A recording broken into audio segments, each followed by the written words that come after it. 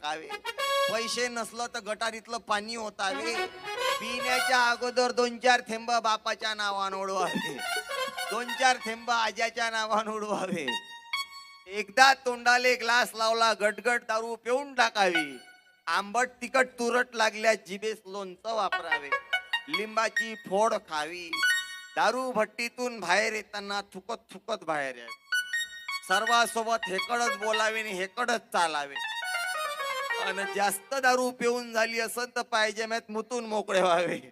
याला 100% दारुड्या म्हणतात. असं कुठं पुस्तक आहे काय? बेवड्याच्या नांदी कोण लागत नाही. तसं तर या तुमच्या सुरत मध्ये कोणीच दारू पित नाही, कारण ड्राय स्टेट आहे, दारू भेटतच नाही ना, दारू बंदी आहे ना. एकही जण दारू पित नाही ना या सुरत मध्ये. ममतावाडीत तर कोणीच पित नाही. सुरत मध्ये भली पेत असतील पण ममतावाडीत कोणी दारू पित नाही.